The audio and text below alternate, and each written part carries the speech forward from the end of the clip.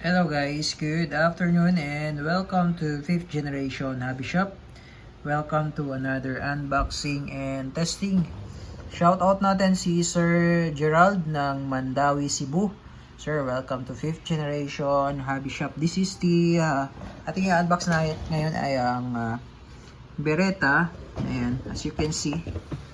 And this is the Beretta M92FS. Ayan, model 92FS. Airgun pistol. Ayan. Pietro Beretta. Ayan, this is licensed by Umarex. Officially licensed by Umarex. By Beretta, Italy. Ayan. Ayan. So, this is full metal. Ang magazine niya ay rotary. So, meron siyang kasamang dalawang magazine. Ayan, this is the magazine. Rotary mag po siya. Yan, ito po yung ating alloy magazine. Yan, 8 rounder. So, ang bala niya ay 177. Yan, this is 177 pellet. So, yan yung bala niya. So, meron tayo ditong flathead. Meron din tayong, yan, may flathead. Meron din tayong pointed. So, 177 lang po ang bala niya. Lead pellets po ang bala. Yan. So, ito po yung lalagay natin dito sa rotary mag. Ayan. So, 8 rounder siya, no? Ayan. Okay, so 92FS full metal, napakabigat. Sa tingin ko, ito ay umaabot na 1.3 kilogram. Ayan, mabigat siya. Then, mayroon siya manual safety. Ayan. Okay, yung sight nyo naka-fix. Front and rear, naka-fix yan. Ambidextrous manual safety. Ayan, ambidextrous. Ayan. Full metal. Ayan. Ayan. Beretta trademarks, licensed by Beretta Italy. Umarex, made in Germany. Ayan. Solid. Solid to guys. Okay, so demo lang natin kung paano lagay yung pellet, yung bala, at saka yung CO2. Okay. So, andito yung slot para sa magazine. So, to open the slide, kasi split slide to, mag-i-split kasi itong dalawa na to. So, ito lang. Push down nyo lang to. Ayan. Tapos, pag nilalagay nyo yung magazine, pag ilalagay nyo na yung magazine ganyan, babalik nyo lang siyang ganyan. Ayan. Push down. Ayan yung magazine. So, dito natin niloload yung pellet. So, hindi siya blowback. It's a non-blowback caliber 177. 7.5 joules airgun pistol.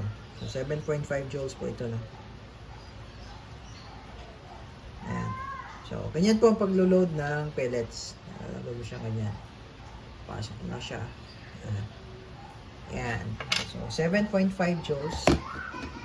Ayan. Beretta model 92FS black 4.5mm pistol CO2 7.5 joules 8 rounder. Yan. So, meron siyang kasamang case. Yan. Umarex Germany. Kasama na tong case. Yan. Tapos, ito naman, nandito po yung pinaka-slot niya, no, sa CO2. So, sa CO2, press nyo lang to. Ito po. Ito po. Ayan. Yung parang mag-release niya. Yan. Press nyo lang yan para umangat itong cover. So, dito po ang loading slot po ng CO2. Napakabigat niya talaga. So, as you can see ito, yung slide niya, metal yan. Yung frame, metal. Pati yung grip, metal din yan. Malalaman mo kasi pag plastic, iba yung tunog yan. Plastic. Sa metal, yan. Metal siya. Full metal. Yan. Dito lang natin lo-load yung CO2.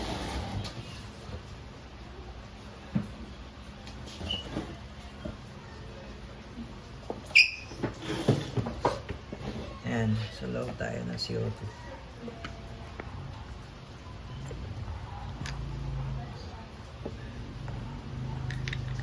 Ayan, so bali, luluwagan lang natin yung wheel muna. Para pumasok po yung CO2. Luluwagan lang natin. Ngayon, lagay lang muna natin sa open position. Ayan, open position siya. Load natin yung CO2. Ayan. Tapos, hihigpitan natin ngayon. Higpitan natin. Babalik lang natin siya. Ang ikot niyan ay counterclockwise para lang po umigpit. Ayan. Maglapat lang siya dyan. Ayan. So, ikot mo lang siya.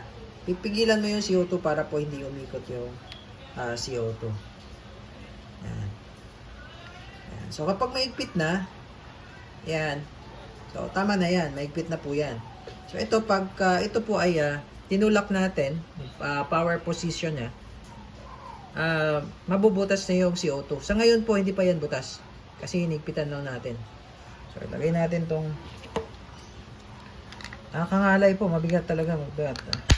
Ayan. Ngayon po, naka-ready siya, no? So, halimbawa, loaded tayo. Lagyan lang natin siya ng bala. Ito po, maglalagay tayo ng 177.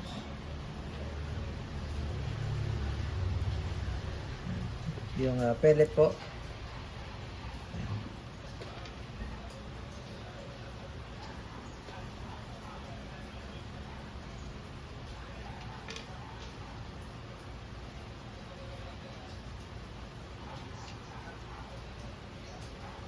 Ayan. So, loaded tayo. Halimbawa lang po, no? So, ilalagay lang. Ang paglagay naman po ng rotary, pag dito po position. Ayan. Tapos papasok mo siya dyan. Ayan. Balik. Ayan. So, may case siya. So, pwede mo siyang i-stock lang. Loaded ka. Naka-standby yung CO2 mo. Sa ngayon po, yung CO2 dyan na nilagay ko, hindi pa po yan nakukonsume. So, kasi po, wala pa po siyang butas eh. Kasi naka-open position pa po ito eh. Ngayon, pag tinulak ko ito, kasi meron siyang quick pursing, pag tinulak ko ito, mabubutas na yun, automatic. So, naka-standby lang siya. So, kahit na-i-stack mo siya dyan ng ilang buwan, taon, hindi mauubos po yung CO2 na nandun. Kasi po, hindi pa po butas yun. So, naka-ready lang siya. Yan, naka-ready lang siya just in case. May pumasok sa bahay nyo, o yan. Palo lang ito. Pagka pinalo nyo ito, power position, that's ready to fire. Yan, pag ganun lang. Yan, split lang yan, 1 second lang yan. It's ready to fire. So, ganun kaganda si 92FS. O, then, loaded yan. So, meron siyang safety. Pwede mo siyang lagay sa safe position. Okay. So, testing.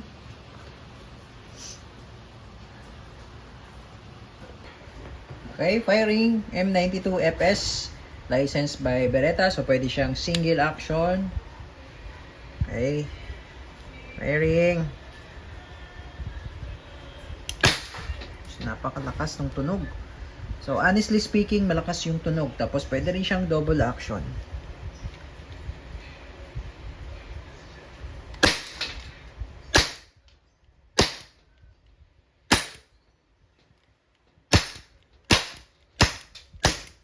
Ayan. So, hindi siya, hindi po siya blowback.